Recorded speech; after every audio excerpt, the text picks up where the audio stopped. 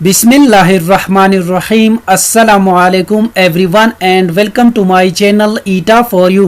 प्यारे दोस्तों, हमने केपीके 8 क्लास जनरल साइंस की एमसीक्यूज का जो सिलसिला शुरू किया है, आज इसका यूनिट नंबर 10 अपलोड कर लेते हैं। इसके 9 यूनिट्स में ऑलरेडी अपलोड कर चुका हूं। इसी वीडियो की डिस्क्रिप्शन में लिंक है। जिन दोस्तों ने अभी तक उनको वॉच नहीं किया है तो आप सब दोस्त उनको भी वॉच कर सकते हैं। ये जितनी भी एमसीक्यूज में अपलोड करने वाला हूं या कर चुका हूं, ये सारे एमसीक्यूज कंसिस्टेंटली हर टेस्ट में बार बार रिपीट होते हैं। खास तौर पर ईटा की टेस्ट में ये एमसीक्यूज बार बार रिपीट हुए हैं। तो चलिए वीडियो को शुरू करते हैं। वीडियो को शुरू करने से पहले जिन दोस्तों ने अभी तक मेरे चैनल को सब्सक्राइब नहीं किया है तो आप सब दोस्तों से रिक्वेस्ट है कि प्लीज मेरे चैनल को लाइक कीजिए, सब्सक्राइब कीजिए और ज्यादा से ज्यादा शेयर कीजिए। यहाँ पर इसमें हमारे साथ यूनिट नंबर 10 है, इलेक्ट्रिसिटी एंड मैग्नेटिज्म। इस यूनिट के आखिर में जो एक्सरसाइज है, इसमें हमारे साथ क्वेश्चन नंबर ए है, MCQ choose the correct option, यानी दुरुस्त ऑप्शन का इंतखाब करें। यहाँ पर इस क्वेश्चन नंबर ए में हमारे साथ फर्स्ट क्वेश्चन है, which of the following energy conversion takes place in a battery operated flashlight. इस सवाल में कहते हैं कि बैटरी से जलने वाले रोशनी की बल्ब में तवानाई का कौन सा तबादला होता है। इसका राइट ऑप्शन है option C, chemical, electrical and light energy. यहाँ पर इसका राइट ऑप्शन यही है। नेक्स्ट क्वेश्चन कर लेते हैं, question number 2, the unit of current is. इस सवाल में कहते हैं करंट की इकाई क्या है। इसका राइट ऑप्शन है ऑप्शन डी, एम्पेयर, यानी करंट की इकाई एम्पेयर है। नेक्स्ट क्वेश्चन कर लेते हैं, question number 3, bulb is connected to voltage source by increasing the voltage the brightness of the bulb well। इस सवाल में कहते हैं कि बल्ब को वोल्टेज की जरिए से जोड़ दिया।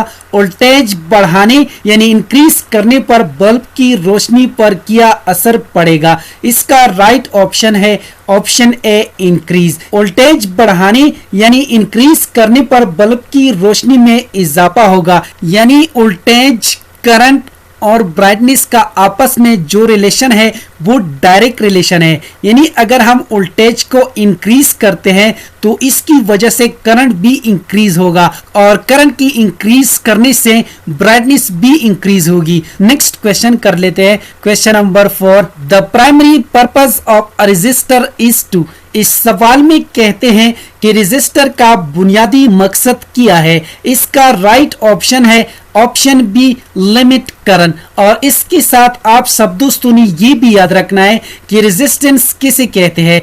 किसी कंडक्टर यानी वायर में करंट के रास्ते में रुकावट या मुखालिफत को रेजिस्टेंस कहते हैं। रेजिस्टेंस की इकाई ओहम है। नेक्स्ट क्वेश्चन कर लेते हैं, question number 5, the wire made from which of the following material is a conductor. इस सवाल में कहते हैं कि मंदरजा झेल में किस चीज से तारों को बनाया जाता है जो नेचर में कंडक्टर हो। इसका राइट ऑप्शन है ऑप्शन सी, गोल्ड। और इसके साथ आप सब दोस्तों ने ये भी याद रखना है, सोना इंतहाई चमकदार, खूबसूरत और डक्टाइल होता है। डक्टाइल का मतलब ये है कि इसके हम वायर्स भी बना सकते हैं। नेक्स्ट क्वेश्चन कर लेते हैं, question number 6, The electrical device which melts if current exceeds a certain fixed value are।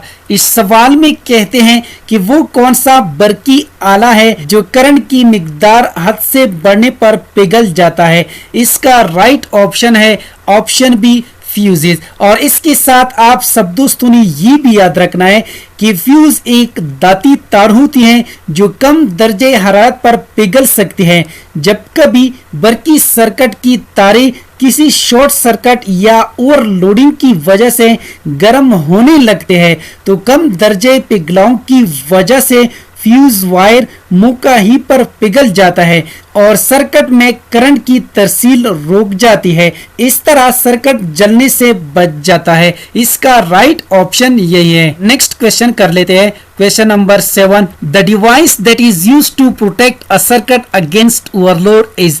इस सवाल में कहते हैं कि वो कौन सा आला है जो सर्किट को ज्यादा ओवरलोड के मुकाबले में सर्किट की हिफाजत करता है। इसका राइट ऑप्शन है ऑप्शन बी, फ्यूज, इसको अभी मैं MCQ 6 में एक्सप्लेन कर चुका हूं। नेक्स्ट क्वेश्चन कर लेते हैं, question number 8। To prevent risk of electrical shock, the earth pin on a 3-pin plug is connected to the part of device. इस सवाल में कहते हैं कि करंट लगने के खतरे को कम करने के लिए अर्थ पिन को जो 3 पिनों वाली प्लग में होता है, इसको किस हिस्से से मिलाया जाता है। इसका राइट ऑप्शन है ऑप्शन डी, मेटल केस। यानी करंट लगने के खतरे को कम करने के लिए अर्थ पिन को जो 3 पिनों वाली प्लग में होता है, इसको मेटल केस से मिलाया जाता है। नेक्स्ट क्वेश्चन कर लेते हैं, question number 9।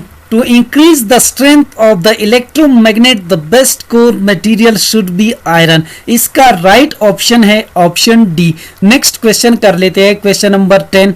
Electromagnetic device which make of electromagnet is। इस सवाल में कहते हैं कि नीचे दी गए ऑप्शन में वो कौन सी बरकी मैग्नेटिसी आला है जो बरकी मैग्नेटिस बनाता है। इसका राइट ऑप्शन है ऑप्शन सी, डोर बेल, दरवाजे की घंटी। और इसके साथ आप सब दोस्तों ने ये भी याद रखना है, बरकी मैग्नेटिस की वो किस्म है जो करंट की मदद से किसी भी कंडक्टर में इलेक्ट्रोमैग्नेटिक फील्ड पैदा करता है। यानी जब हम किसी कंडक्टर को करंट फराहम करते हैं तो करंट इस कंडक्टर में मैग्नेटिसी असरात पैदा करता है। यानी जब हम किसी भी कंडक्टर को करंट फराहम करते हैं तो करंट इस कंडक्टर में मैग्नेटिसी असरात पैदा करता है। जैसा एक मैग्नेट बिहेव करता है, इसी तरह ये कंडक्टर भी बिहेव करता है।